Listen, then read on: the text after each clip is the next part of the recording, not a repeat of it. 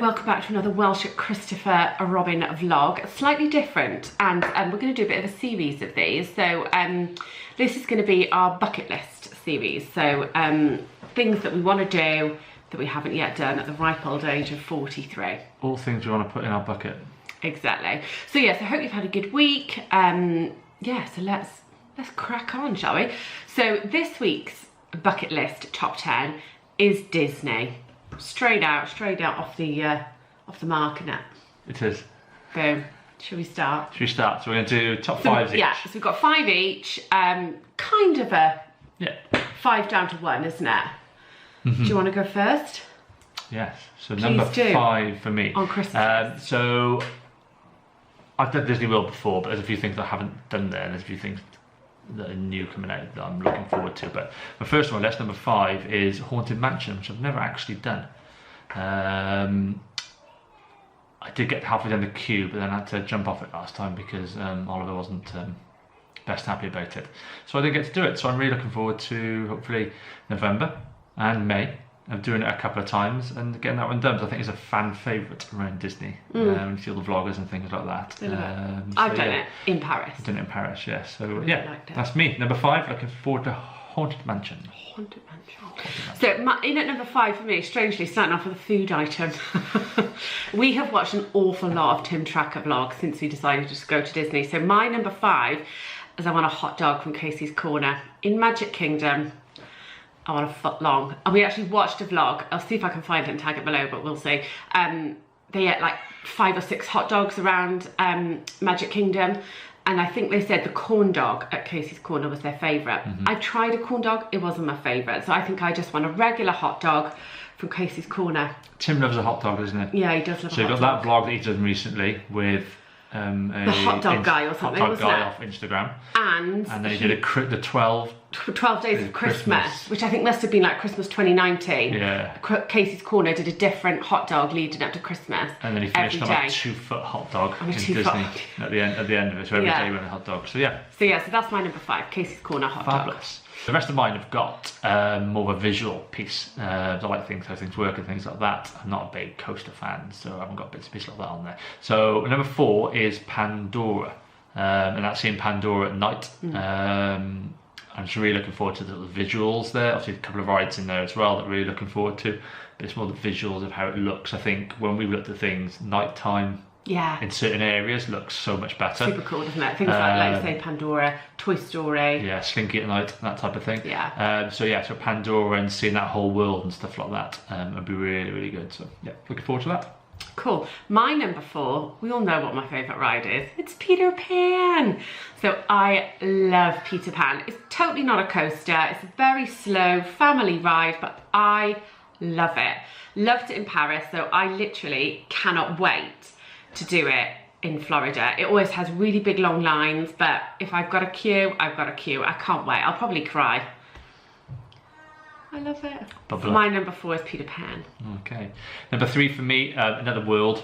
It's probably the biggest world. It's probably everyone our age has probably been affected by stuff like that. So Galaxy's Edge, and just how immersive it is, and the rides in there as well. But just that land and the food and the even the Coke drinks, alcohol Coke, and just that whole piece in there and the actors walking around and stuff like that. That's going to be a bit of a wow moment. I think it's for everybody when you first walk in there at a certain age. So so number 3 for me is Galaxy's Edge. My number 3, I love Christmas, love Disney. So Mickey's, hang on, I've got to get this right, I've written it down. Mickey's Very Merry Christmas Party.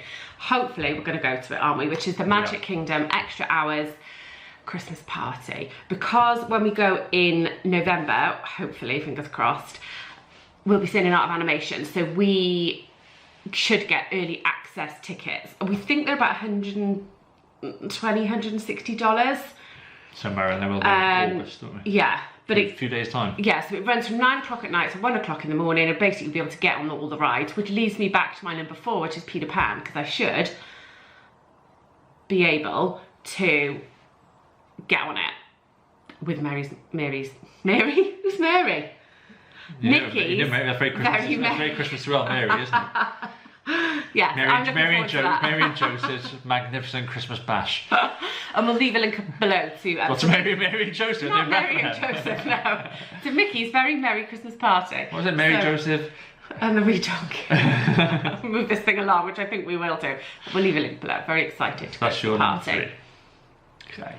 So number 2 for me is there's been a big sort of uproar around sort of the Disney fans and vloggers around the ending of the nighttime shows at sort of both Epcot and Magic Kingdom. And Magic Kingdom, everyone's gone a little bit crazy over that it's ending and stuff like that. And I don't know whether because we're just more attached or we're just more sane than most people that love Disney and stuff like that and think it's everything that breathe and stuff like that. But my number 2 is Harmonious at Epcot. So there's lots of work been taking place on this for like last year and a half. It's the fireworks show. So it's the fireworks show. Even if you don't know what a nighttime show is.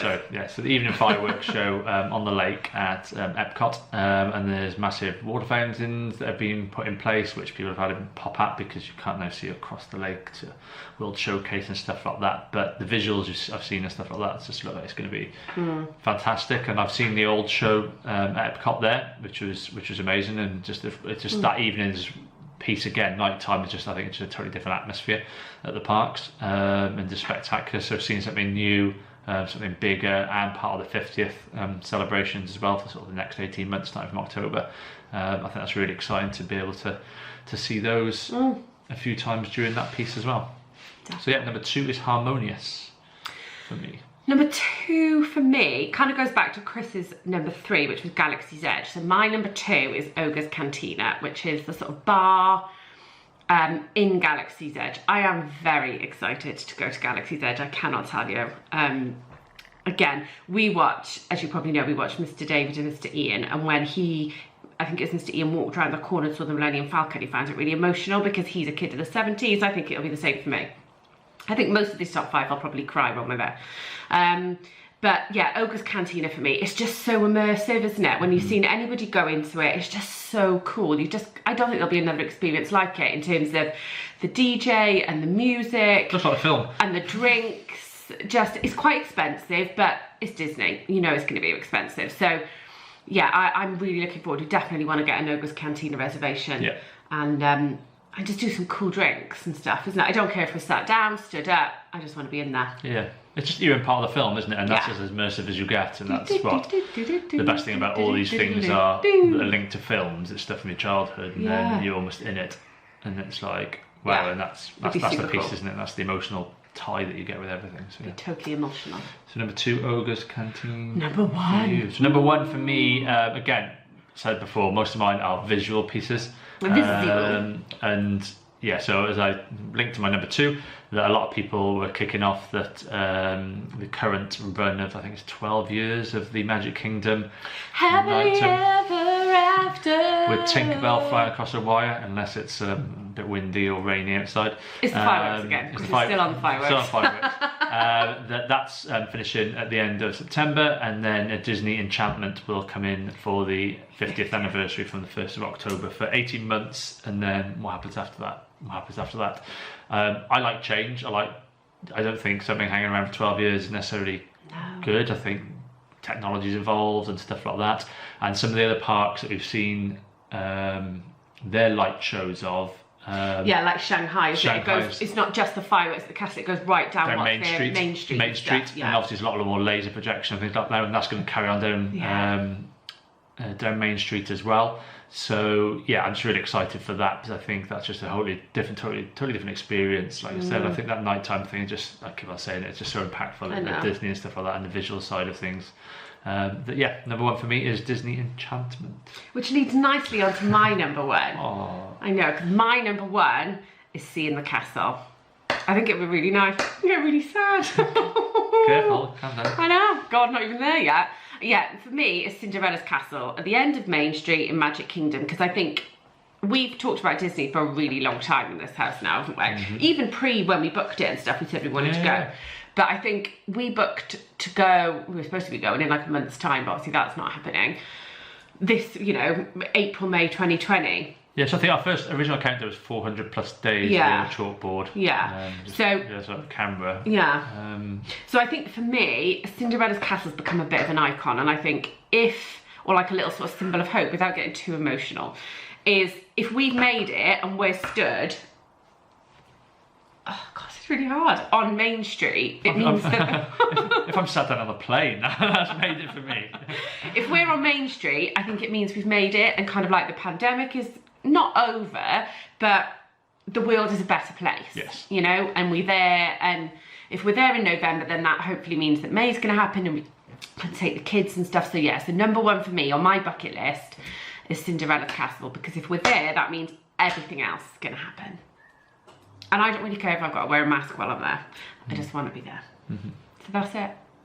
That's our bucket list. 10 things we want to do. And what we will do At Disney is, whether it's November or whether it's May, we're going to do like us watching this video, and hopefully we can insert the bits of when we do it. And also that thing of the expectations, isn't it? It's very difficult from a long way away and watching things that aren't actually there. And do they meet your expectations, or actually are there other moments that you would now put above these things that we think at the moment? So, But so I hope you enjoyed our sort of bucket list, our first one, our Disney top 10. For our 30 subscribers, comment down below if there's anything else you'd like us to do a bucket list of. It's just memories for us and things like this. Yeah. So it's so it's really good. Yeah, definitely. So so thanks for watching. Comment down below what would be your bucket list items if you were to go to Disney, whether it's Paris or Florida or California, and what you think about our top 10. And we'll see you soon, same place, same time, Saturday at 6 o'clock. Stay safe. Bye bye.